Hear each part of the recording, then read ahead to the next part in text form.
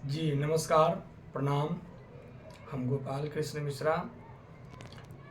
आज मित्रों मैं आया हूँ आपके समक्ष में भोजन यानी आहार के बारे में हमने कुछ बताया। उसके बाद कल के वीडियो में हमने जल यानी पानी के बारे में बताया था। आज मैं आया हूँ एक विषय को लेकर के। इस विषय का नाम है अभिमान। बंधुवर, अभिमान की जो बात है तो कहा यह गया है, गीता में भगवान कृष्ण ने कहा है कि इस सृष्टि में जो कोई भी आया उसमें कुछ न कुछ अहंकार जरूर आया है, चाहे वो किसी भी वजह से आए। तो और जो अभिमान से बच गया, अर्थात अभिमान का मतलब अहंकार होता है और अहंकार मतलब घमंड होता है। आज देख रहे होंगे कि 100 में 99.99% लोग 99.99% लोग अहंकार में भरे हुए हैं। किसी को रूप का अहंकार है, तो किसी को गुण का अहंकार है, तो किसी को धन का अहंकार है, तो किसी को बल का अहंकार है, तो किसी को अपने बाहुबल शरीर का अहंकार है। तो बंधुवर, अहंकार ही पतन का कारण है, इसलिए हमें अहंकार से दूर रहना चाहिए। अब प्रश्न ये उठता है कि अहंकार है क्या और अहंकार आता कैसे है तथा इसका नाश कैसे हो। ये दोनों तीनों चीज़ें जरूरी है, जानकारी भी जरूरी है, सबों को जानकारी होनी चाहिए। तो ना कोई वेद से और ना कोई पुराण से। मैं पहले ही आप सबों को कह चुका हूँ कि आवाहनम न जानामि विसर्जनम पूजाम चैव न जानामि क्षमेताम परमेश्वरी। हे प्रभु, हे परमेश्वर, हे माता, न तो मैं आपका आवाहन जानता हूँ और न ही आपका विसर्जन जानता हूँ और न ही आपका पूजन करना जानता हूँ कि आपकी पूजा कैसे होती है, क्योंकि हम सब तो साधारण से मनुष्य ठहरे, कोई योगी तपस्वी सन्यासी तो है नहीं। तो हम लोग जो भी बात करेंगे बंधुवर मित्रजन, वो एकदम ठेठ शब्दों में, साधारण शब्दों में, सरल शब्दों में, जिससे कि आप भी समझ जाएं इन बातों को। तो अभी प्रश्न चल रही है, चर्चा चल रही है कि अहंकार क्या है। तो बंधुवर, जिस तरह से हमारे शरीर के अंदर अंगों का निर्माण होता है, उसी तरह से हमारे शरीर के अंदर ही, अर्थात इस जीवात्मा में ही अहंकार का भी निर्माण होता है। अहंकार किससे आता है? चूँकि ये अहंकार जो है, जो कोई दुकान में बिकने की भी वस्तु नहीं है कि आप उसे खरीद कर करके ला सकते हैं या उसको बेच कर करके हटा सकते हैं कि हम बेच दिए, मेरे पास नहीं रहा। नहीं, ये स्वयं से उत्पन्न होने की चीज़ है, स्वयं से उत्पन्न होता है। तो बंधुवर, ये उत्पन्न होता है जब आप किसी कार्य को करते हैं, चाहे वो अच्छा हो या बुरा हो, कार्य को करते हैं और कर लेने के बाद जब आप उसमें सफल हो जाते हैं, तब आपके अंदर मन में अहंकार जो है अंकुरित होना शुरू हो जाता है।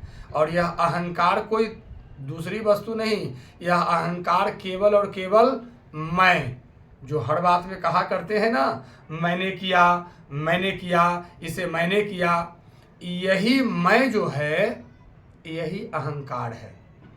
तो हमें इससे बचना है और मैं के जगह पर हम शब्द का उपयोग करना है, प्रयोग करना है। मैं शब्द ऐसा है कि यदि आप मैं का प्रयोग करते हैं और मैं बोलते हैं, तो यह जो अहंकार है आपके अंदर में, देहाभिमान है, जिसको अभिमान भी कहते हैं, ये अभिमान स्वयं से उत्पन्न होना शुरू हो जाता है। ये चीज़ है।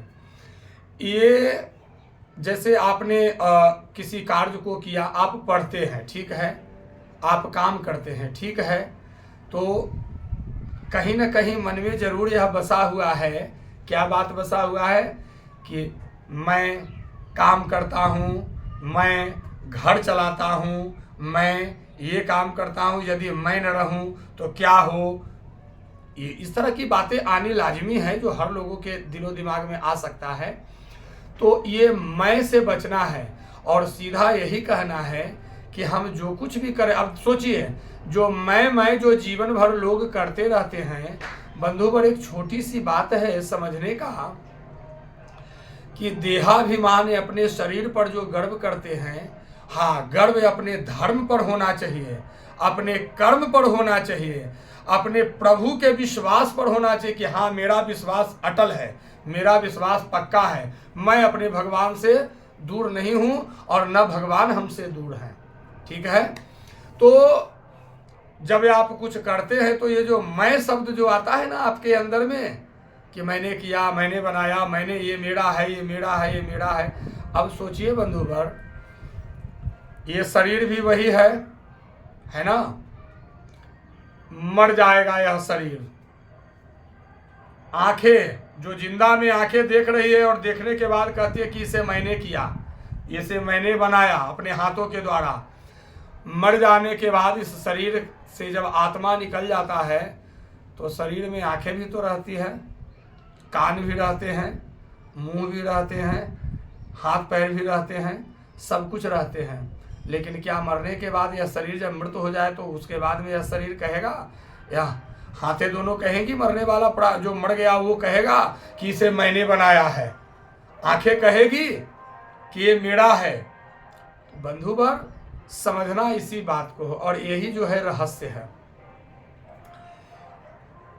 मैं को जिस दिन से छोड़ा और हम, यानी हम सब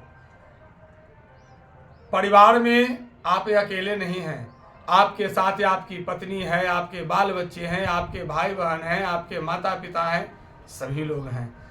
आप ये कह सकते हैं कि हाँ, सभी के सहयोग से इसे किया गया। इसको दूर करने का उपाय केवल और केवल एक ही, वह प्रभु नाम का स्मरण, सुमिरन, चिंतन, जपना है, भजन करना है। आप जितना करेंगे, आप जितना करेंगे, भगवान नाम का सुमिरन करेंगे, उतना ही यह जो मैं है आपके अंदर का, यह मैं दूर होगा, यह भागेगा। क्योंकि इसको तो हम ही लोगों ने बनाकर घर दे दिया है कि हर बात में जो मैं कहते हैं तो यह तो चढ़ा हुआ है। तो जिस दिन से यह कहना हम बंद कर देंगे कि इसे मैंने नहीं, इसे सबने और सबके सहयोग से बनाया गया, तब से सब कंप्लीट, सब क्लियर, फिर कुछ नहीं। अर्थात कहने का मतलब ये, 100 बात की सीधी एक बात ये कहनी है कि बंधुवर, न किसी का अभिमान रहा है और न किसी का अभिमान रहने वाला है, रहेगा।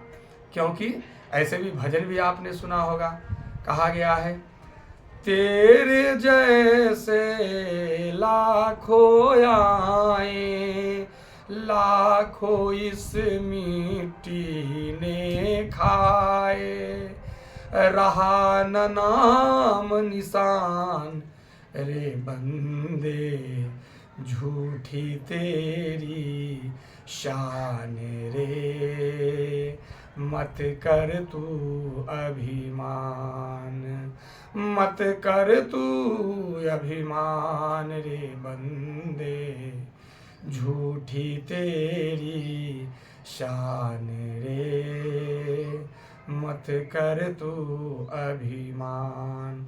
तो बंधुवर, अभिमान को जब तजेंगे तभी परमात्मा से भेंट होगा, दर्शन होगा। और आज हमने अभिमान से संबंधित कुछ बातों को बताया है, और फिर उसके बाद में आगे भी हम बताते रहेंगे। और तब तक के लिए नमस्कार, प्रणाम, जय श्रीमन नारायण।